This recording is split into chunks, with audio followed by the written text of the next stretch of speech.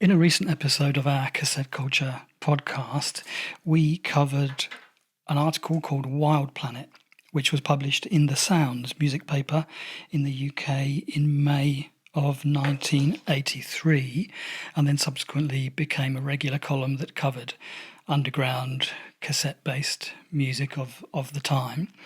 And I've managed to get hold of an exact copy of that paper from a seller on eBay back in the UK called Silver Acre.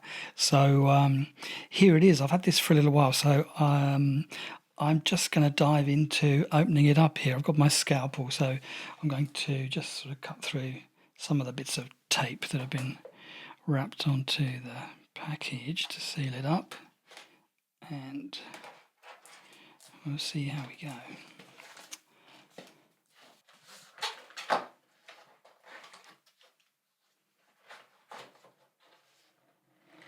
Ah, here it is. Okay, looks pretty nice condition, or nicely wrapped as well. It's in a plastic bag with a nice bit of bubble wrap in the middle. Okay. What a mixture. The Sounds music paper was always kind of covering all the bases. So you can see here it's got everything from the Jam to Marillion and Glastonbury Festival, David Bowie, and this announcement here at the top, the Wild Planet Pullout. So that was originally Dave Henderson's concept, that it would be this little kind of cut out and keep book. I don't know if anybody ever really cut out and kept those things, but that's the conceit of it, that it's like a little directory, I guess, of everybody in a particular scene in the UK, and after this it just became the regular kind of published column. So I don't want to get any of these little bits of tape stuck to the magazine and wreck it before it's even come out, so got to be careful. Okay, that's it. All right. Let's just go through until we get to the actual thing. This should be pretty interesting, just to cover the article. So this is May 1983.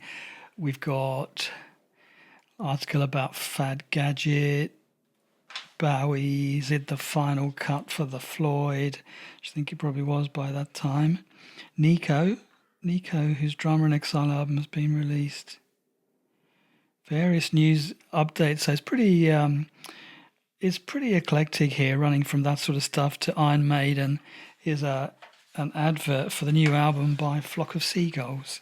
Sharp, ahead, vibrant, essential, compulsive listen. All right. Okay, let's just get to it now. That's Wild Planet, I'm guessing, will be in the middle of this paper, with that idea that you can pull it out. Oh, here we go. What's this? A little bit of a Motorhead article. That's an excellent photo there of Motorhead. Gary Bushell exchanges gutter talk with Motorhead.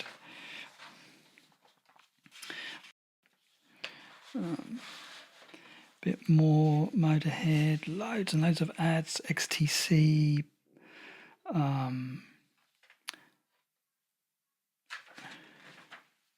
Oh, and here it is. Oh, right, look at this.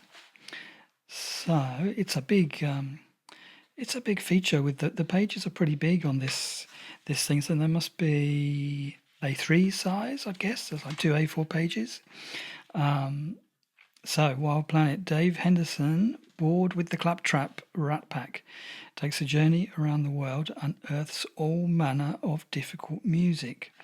I think this is sort of Dave's kind of unique contribution here, is that he sort of curated this broad range of stuff that he was tapping into, from all countries. So starting off here, a little bit about Third Mind, with the release of Third Mind's Rising from the Red Sand cassette. The labels Chris Brown and Gary Levermore, pictured left. Blah, blah, blah. Gary definitely comes up a few points in our podcast, people mentioning meeting him and knowing him and doing releases with him. And in fact, we spoke to Martin Bose from Attrition, who has a track on Rising from the Red Sand. And here's a little inclusion of Attrition themselves. The trio from Coventry, who have an array of material available all over the world in cassette form. Most recently, they've been featured on the Third Mind compilation, Rising from the Red Sand, and a C90 compilation from Cause for Concern. In their own right, they have a C45 containing music to accompany the board game Death House, available from themselves, and a C25 cassette EP coming soon on Third Mind. Oh, that's interesting. I never heard about that. I wish I'd have asked Martin about that when I spoke to him. A board game to accompany an album sounds really interesting. Okay, let me just get an overview here. There's so much detail that you could sort of drill into going through the different artists. Chris and Cozy, who we've heard about a lot. So that's page 1. Then at the bottom is page 3. So this must be 2 on the reverse. Okay, so it's like a sort of 8 A4 pages that you'd end up with. I wonder if anybody ever did actually cut that out and assemble it. It's a nice approach to sort of being interactive and encouraging people to make something out of the paper and keep hold of it. And some really nice photos. I don't know if it's an age thing, but I really like these kind of moody black and whites. Or it's all printed in black and white, I know, but I think it probably made the photographers much more aware of lighting and composition because they didn't have colour as an extra resource to use. William Burroughs. Yeah.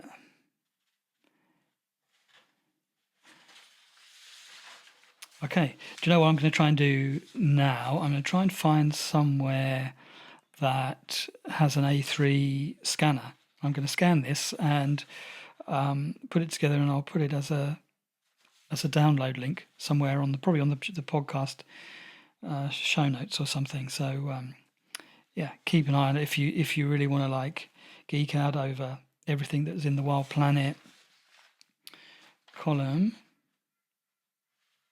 Yeah, some pretty nice imagery there. Wish I'd have had that when I did the artwork for the Wild Planet episode of our podcast. So anyway, if you want to hear Dave Henderson talking about his experience at the time and all the amazing contacts that he made with these artists, he's on the Cassette Culture podcast, episode number 9. So yeah, fire up your podcast app, or it'll be here on YouTube as well, and check it out. Oh, I'm chuffed. It feels a bit brittle, but it's really good condition. So I'm really pleased to get hold of this.